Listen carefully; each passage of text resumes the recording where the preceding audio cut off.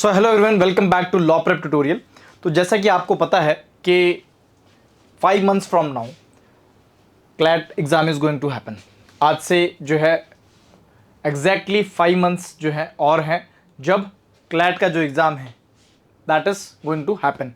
तो अब हम लोगों को जो है क्या करना चाहिए कि हम लोग जो है उसमें एस कर सकें, हम लोग जो है उसमें जो है अच्छे से एग्ज़ाम जो है वो क्रैक कर सकें। अब इसमें जब हम देखें क्लैट का एग्ज़ाम पैटर्न जो हम देखें या फिर मार्क्स डिस्ट्रीब्यूशन देखें, तो इसमें अगर मोटे मोटे तौर पे देखें there are roughly around 80 questions which are being asked from 3 major sections. All the subjects of CLAT are very much important. लेकिन अगर आप उनका बाइफर्केशन देखें तो CR, इंग्लिश एंड लीगल उनका कलेक्टिवली जो मार्क्स होते हैं दैट इज रफली अराउंड 80 क्वेश्चंस। अब ये तीनों जो सेक्शंस है they are primarily based on practice. जितना आप प्रैक्टिस करेंगे उतना ही जो है आपको फायदा वो देंगे, ठीक है। जितनी ज़्यादा प्रैक्टिस उतने ज़्यादा मार्क्स। इसके बाद जो जीके है और क्वांटिटेटिव एप्टीट्यूड है, उनमें क्या करना है, उनमें आपको कॉन्सेप्ट्स को बहुत अच्छे से पढ़ना है और फिर उनको जो है रिवाइज करते रहना है। जीके में जो है रिवीजन बहुत ज़्यादा इंपॉर्टेंट है। Same goes for QT. लेकिन जो लीगल है, जो सीआर है, जो इंग्लिश है, उसमें आप जितने कॉन्सेप्ट्स को पढ़ के उनकी आप जितनी ज़्यादा प्रैक्टिस करोगे उतना ही जो है आपको ज़्यादा फायदा देगा। अब उसमें भी जब हम लीगल की बात करें तो लीगल में लगभग जो है रफली अराउंड 32 क्वेश्चन जो है वो पूछे जाते हैं और 32 क्वेश्चंस में से आराम से 28 या 28 प्लस स्कोर करना बहुत ईजी है। अब ईजी किसके लिए? उनके लिए है जो बहुत ज़्यादा प्रैक्टिस करते हैं, ठीक है। तो आज हम देखेंगे हमें in the month of July what we have to do so that we can score or we can get maximum out of the legal reasoning portion. Okay, तो अब we will bifurcate students into two. First there are droppers and the second are school going aspirants, ठीक है। एक तो या तो आप dropper हो सकते हो जिसमें आप जो है स्कूल जाते नहीं हो तो आपके पास there is time in your hand, और सेकंड जो स्कूल गोइंग है मतलब वो स्कूल जाते हैं तो उनके पास थोड़ा सा कंपैरेटिवली जो है टाइम कम रहता है। तो हम दोनों को जो है देखेंगे। पहले हम बात करते हैं स्कूल गोइंग की।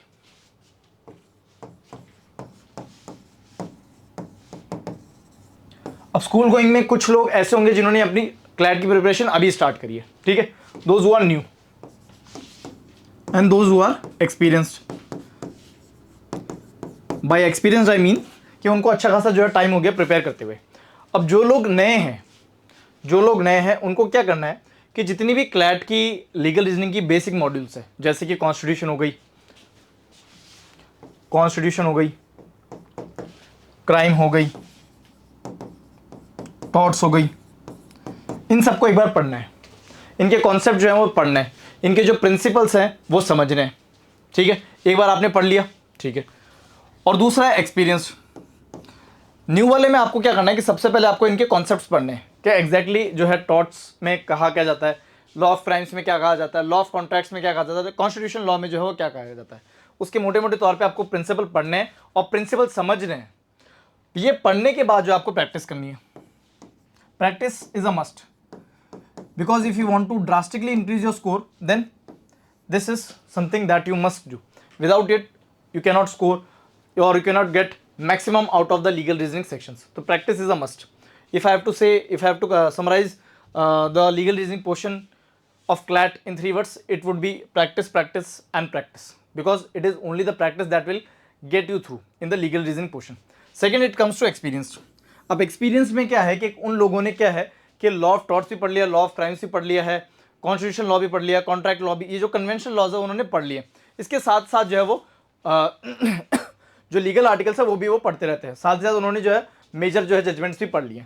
तो अब आपको क्या करना है, आपको जो है जितना ज़्यादा हो सके उतनी ज़्यादा प्रैक्टिस करनी है।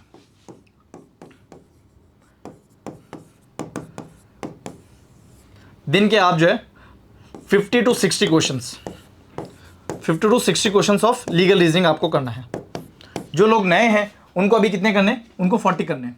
40 to 50 क्वेश्चन जो है वो डेली करने हैं। अगर उनकी लोअर रेंज पे भी रहता है, मतलब 40 क्वेश्चंस पे भी रहता है, then also it will suffice, ठीक है। लेकिन आपको पहले ये करना है और फिर उसके बाद जो आपको प्रैक्टिस करनी है। 40 क्वेश्चंस भी आप दिन के करते हैं तो वो भी जो है दैट विल ऑल्सो सफाइस। जो एक्सपीरियंस है उनको क्या करना है, उनको 50 to 60 क्वेश्चंस लीगल रीजनिंग के करने हैं। अब अच्छा, इसलिए अभी इसमें इंपॉर्टेंट एक चीज़ ये भी है क्योंकि अभी सिर्फ और सिर्फ 5 महीने बाकी है, ओनली 5 मंथ्स आर लेफ्ट। तो इसमें अब आपको क्या करना है, आपको टाइमर लगा के जो है करना है, ठीक है, कि आप जो है लीगल रीजनिंग के लिए जो पोर्शन है उसके लिए आप कितना टाइम दे रहे हैं। आपको जो है रफली अराउंड 35 टू 40 मिनट्स जो है वो देने हैं। जो एक्सपीरियंस है उनको 35 टू 40 मिनट्स जो है अपने लीगल रीजन पोर्शन के लिए जो है देने हैं। 35 टू 40 मिनट्स में आपको 32 क्वेश्चंस करने हैं, जितने जो है लीगल रीजनिंग में पूछे जाते हैं। ठीक है, आपको टाइमर लगा के जो है क्वेश्चंस करने हैं। ओके, उसके बाद जो न्यू कमर्स हैं या फिर जो नए हैं उनको अभी टाइम पे जो है ध्यान नहीं देना, अभी उनको सिर्फ और सिर्फ 40 क्वेश्चंस जो है वो डेली करने हैं। टाइमर का जो हम अगले बार देखेंगे। ठीक है, एक बार एक पहले 2 हफ्ते जो है आप बिना टाइम के कीजिए, जितना आपको टाइम लग रहा है उतना आप लगने दीजिए, आप जो है कॉन्सेप्ट पे ध्यान दीजिए और उसके जो है क्वेश्चन सॉल्व करिए। ऐसे जैसे 2 महीने होते हैं, सॉरी जैसे 2 हफ्ते होते हैं, आपको क्या है कि टाइमर लगा के जो है आप क्वेश्चन सॉल्व करने हैं।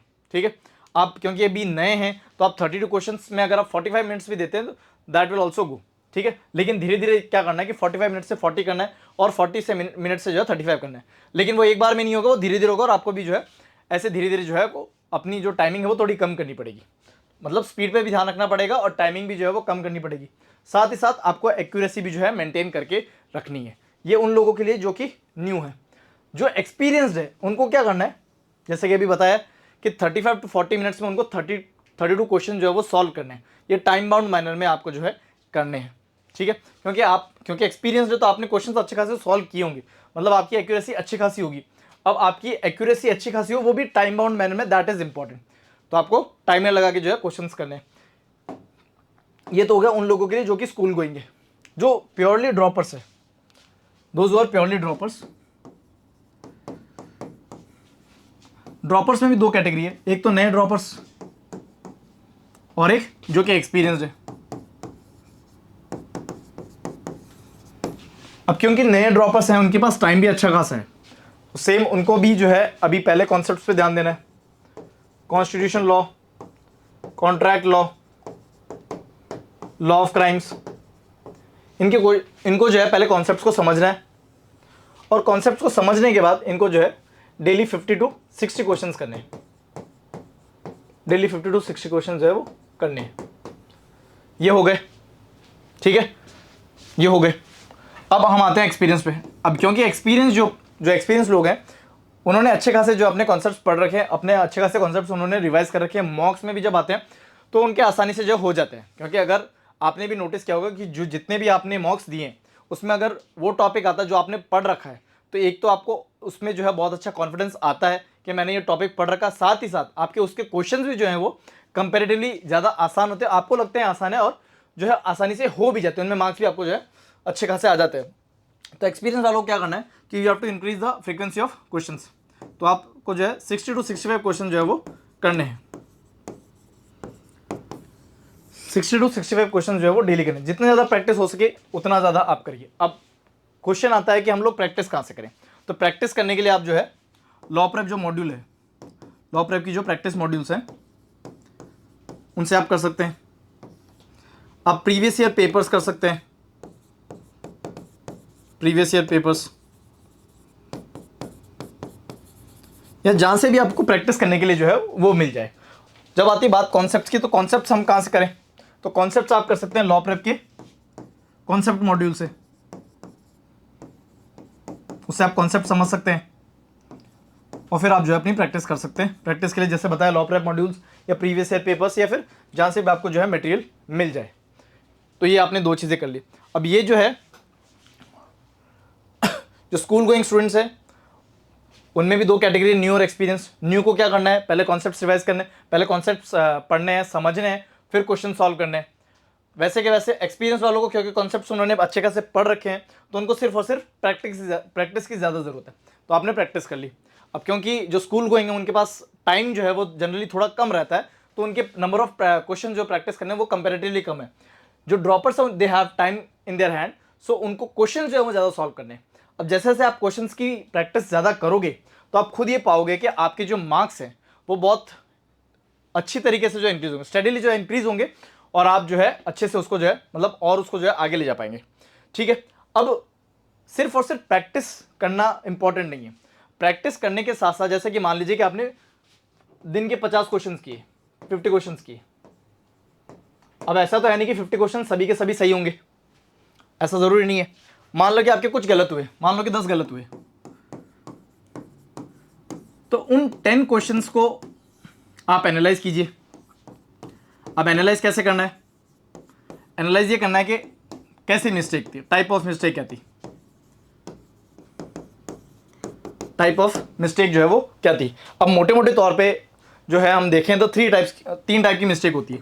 पहली होती है इंटरप्रिटेशन मिस्टेक, कि हमने क्वेश्चन पढ़ा लेकिन हम उसको ढंग से इंटरप्रेट नहीं कर पाए, हम उसको ढंग से समझ नहीं पाए। दूसरी हो सकती है यस यस वाली, मतलब ऑप्शंस जो हैं वो दो दे रखे हैं, यस यस या नो नो। अब यस यस तो मुझे पता चल गया कि आंसर तो यस में है, लेकिन कौन सा यस है, कौन सा यस है, तो एक ये मिस्टेक हो सकती है। और थर्ड जो मिस्टेक हो सकती है वो होती है जिसके ऊपर बहुत गुस्सा भी आता है, और वो है सिली मिस्टेक। सिली मिस्टेक क्या हो सकती है कि क्वेश्चन पूछा था नॉट करेक्ट का, मैंने करेक्ट बता दिया, या क्वेश्चन पढ़ते वक्त मैंने जो है एक क्रूशियल फैक्ट था वो मैंने जो है ढंग से नहीं देखा, या फिर जो है ऑप्शंस में मैं जब देख रहा था तो ऑप्शन मैंने जो है एक वर्ड के कारण जो है मैंने स्किप कर दिया, या मैंने वो एक वर्ड जो है वो पर्टिकुलर वर्ड जो है वो ढंग से नहीं पढ़ा। तो प्राइमरीली ये तीन तरह की मिस्टेक्स हो सकती है। जैसे जैसे आप प्रैक्टिस करोगे तो आपकी इंटरप्रिटेशन मिस्टेक्स कम होती जाएगी, यस यस नो मिस्टेक्स कम होती जाएगी, और हो सकता है कि सिली मिस्टेक्स थोड़ी रहे। जैसे जैसे आप प्रैक्टिस करते होगे तो सिली मिस्टेक्स आपको लग सकता है कि मेरी कंपेरेटिवली बाकी दो के मुकाबले सिली मिस्टेक थोड़ी ज़्यादा रह सकती है, तो आपको इन पे वर्क करना है। जैसे जैसे आप आगे बढ़ोगे तो आपको पता चल जाएगा मेरी कौन सी तरह की मिस्टेक है। प्राइमरीली ये तीन तरह की मिस्टेक्स होगी। अब अगर आपको जो है एनालाइज करने के बाद आपको समझ में नहीं आ रहा कि मुझे करना क्या चाहिए, तो आप अपने मेंटर के पास जाइए कि मुझे जो है मेरी इंटरप्रिटेशन मिस्टेक है तो मुझे क्या करना चाहिए, मेरी यस यस या नो नो वाली मिस्टेक है तो मुझे क्या करना चाहिए, या अगर मैं सिली मिस्टेक कर रहा हूँ तो मुझे क्या करना चाहिए। अगर आप इन तीन मिस्टेक्स पे अच्छी तरीके से वर्क करेंगे तो आपको जो है 32 में से 28 या 28 प्लस आने से जो है कोई नहीं रोक सकता, भले ही फिर वो पैसेज उस टॉपिक पे हो जो आपने कभी पढ़ा ही नहीं हो। ठीक है, अब ऐसा तो है नहीं कि जो लीगल रीजनिंग वाला पोर्शन है उसमें एक भी पैसेज जो है ऐसा नहीं है जो आपने पढ़ा नहीं हो, या फिर मान लो कि अगर उनमें से 4 या 5 पैसेजेस है तो उसमें हो सकता है कि एक पैसेज जो है वो आपने कभी नहीं पढ़ा, या फिर फॉरेन लॉ का आ जाए। लेकिन उससे हमें कोई, अगर हम ये प्रैक्टिस जो है हम फॉलो करते हैं और ऐसे ही जब प्रोसीड करते हैं, मिस्टेक्स को अपने एनालाइज करते रहते हैं, तो जो आपने टॉपिक पढ़ा भी नहीं होगा या फिर जो आपका पैसेज बहुत ज़्यादा अनफेमिलियर होगा, कभी आपने सुना भी नहीं होगा, उसमें भी जो है आपके क्वेश्चंस सही होंगे। लेकिन ज़रूरी ये है कि आपको एनालाइज करना बहुत ज़रूरी है। अगर एनालाइज नहीं किया तो आप भले दिन के 150 क्वेश्चंस भी करें, उनका कोई फ़ायदा नहीं, उनका कोई रेलेवेंस नहीं है, क्योंकि आपको ये तो पता है कि आपकी स्ट्रेंथ क्या है, लेकिन सिर्फ और सिर्फ स्ट्रेंथ से जो है आप जीत नहीं सकते। आपको ये भी पता लगाना ज़रूरी है, या फिर आपको जो है अपनी वीकनेसेस पे भी काम करना ज़रूरी है, क्योंकि आपकी स्ट्रेंथ तो स्ट्रेंथ रहेगी, लेकिन आपकी वीकनेस भी जो है वो स्ट्रेंथ बन जाए, तो उससे क्या होगा कि आप आराम से जो है एग्ज़ाम, ना सिर्फ क्लैट एग्ज़ाम बल्कि कोई भी एग्ज़ाम जो आगे आप देना चाहते हैं या फिर क्रैक करना चाहते हैं वो आराम से क्लियर हो जाएगा। That is the way in order to or how to clear any exam, be it be CLAT or any other exam. ठीक है, तो एनालाइज करना बहुत ही ज़्यादा ज़रूरी है। ठीक है, तो आपको पैसेजेस जो है, जैसे क्वेश्चंस हैं, जैसे कि हमने देखा कि किसको कितने सॉल्व करने हैं। आई होप कि जो लोग जिस कैटेगरी में फॉल करते हैं उन्होंने नोट कर लिया होगा कि उनको जो है कितने क्वेश्चंस डेली करने हैं और कैसे करने हैं और कहाँ से करने हैं, वो भी हम लोगों ने देख लिए। अब आता है एक इंपॉर्टेंट टॉपिक, जो कि है कि हमें लीगल आर्टिकल्स भी पढ़ने हैं। लीगल आर्टिकल्स भी जो है पढ़ने हैं। अब लीगल आर्टिकल्स पढ़ने के लिए बहुत सारी अलग अलग वेबसाइट्स है। अगर आपको सबसे सिंप्लीफाइड वे में पढ़ना है तो iPleaders is one of the websites to go for legal articles. ठीक है, तो अगर आपको कोई भी टॉपिक समझ में नहीं आ रहा है, या तो आप अपने मेंटर्स के पास जाइए, वो आपको अच्छे से समझा देंगे। अगर आपको जो है अगर आप सेल्फ प्रिपेयर कर रहे हैं तो आई प्लीडर्स जाइए, उस पर आप टॉपिक लिखिए और वो टॉपिक का जो है वो आराम से आपको जो है बता देंगे। ठीक है, साथ ही साथ ये तो हो गई स्टैटिक लॉ की। स्टैटिक लॉ के साथ साथ जो है जो ज़रूरी है वो है करंट लीगल। करंट लीगल जो है वो बहुत ज़्यादा ज़रूरी है। Current legal is very much important. अब ऐसे अगर हमारे एक मंथ को ढूंढते जाएं, हर एक मंथ से स्टार्ट करें, जनवरी से स्टार्ट करें तो शाहबानू केस है, फेब में देखें तो इलेक्ट्रल बॉन्ड्स का केस है, फिर उसके बाद जो है एमएलए की राइट टू प्राइवेसी का केस है। ऐसे करते करते जो है, जैसे कि पुणे पोस्टर केस वाला है, जैसे पुणे पोस्टर वाला केस हमने देखा है, तो उसमें जुवेनाइल जस्टिस एक्ट की प्रोविजन जो है वो बहुत ज़्यादा यूज़ किए गए। तो इसमें हाई प्रोबेबिलिटी है कि जुवेनाइल जस्टिस पे इस क्लैट एग्जाम में जो है क्वेश्चन आ सकता है, क्योंकि वो काफ़ी न्यूज़ में रहा है। तो ऐसे न्यूज़ को जो आपको ट्रैक करना है, उसके ऊपर जो है आर्टिकल्स हैं वो आपको पढ़ना है और ये भी देखना है कि कौन सा लॉ उसमें एप्लीकेबल होगा, जो लीगल आर्टिकल्स आएंगे उसमें आपको जो है वो देखना होगा। ठीक है, तो ये सब आपको करंट लीगल जो है उसका ट्रैक जो है वो रखना होगा। अब आप ट्रैक कहाँ से रख सकते हैं? ट्रैक आप रख सकते हैं कहाँ से? लॉ प्रेप ट्यूटोरियल की वेबसाइट से। तो उसमें आपको जाना है फ्री रिसोर्सेज पे, लॉ एंट्रेंस एग्जाम क्लैट। अब क्लैट में जो है ना सिर्फ आपको जो है लीगल अपडेट्स मिलेंगे बल्कि आपको करंट अफेयर्स भी मिलेंगे। ठीक है, वन स्टॉप सेंटर रहेगा ये, आपको करंट लीगल भी मिल जाएगा, आपको करंट अफेयर्स भी मिल जाएंगे और साथ ही साथ आपको सॉल्व करने के लिए करंट अफेयर क्विजेस भी मिल जाएंगे। ठीक है, अगर आपको क्विज सॉल्व करना है, आपको ये देखना है कि मेरी जो है प्रिपरेशन किस स्टेज पे है, मैं कितना पीछे हूँ या मैं कितना आगे हूँ, या फिर जो है मैं मेरी जो गति है, ये जो मेरी स्पीड है, जो मेरी प्रिपरेशन वो कैसी है, वो देखने के लिए जो है आप वेबसाइट को जो है विजिट कर सकते हैं। ठीक है, तो इसी के साथ जो है हम लोगों ने ये देखा कि लीगल रीजनिंग में practice is very important. Practice के साथ साथ सिर्फ और सिर्फ प्रैक्टिस इंपॉर्टेंट नहीं, प्रैक्टिस के साथ एनालाइज करना भी बहुत ज़्यादा ज़रूरी है, क्योंकि अगर आप एक ही एक मिस्टेक बार बार करते जाएंगे और उसको एनालाइज नहीं करेंगे तो ये पॉसिबल है कि वो मिस्टेक आपके साथ 5 महीने बाद भी रहे। तो आपको मिस्टेक को आइडेंटिफाई करना बहुत ज़रूरी है, उस पर वर्क करना बहुत ज़रूरी है, और अगर आप मिस्टेक को आइडेंटिफाई करते हैं, उसके ऊपर वर्क करते हैं, तो मैं आपको गारंटी देता हूं कि आपके मार्क्स जो है लीगल रीजनिंग में बहुत ही शानदार जो है वो आने वाले हैं। और क्योंकि अगर लीगल रीजनिंग में आपके मार्क्स बहुत शानदार आते हैं, that will definitely give you an advantage, और that will definitely give you an edge over the others, over other participants. Okay, so that was all regarding the legal reasoning strategy for the month of July. So stay tuned and thank you.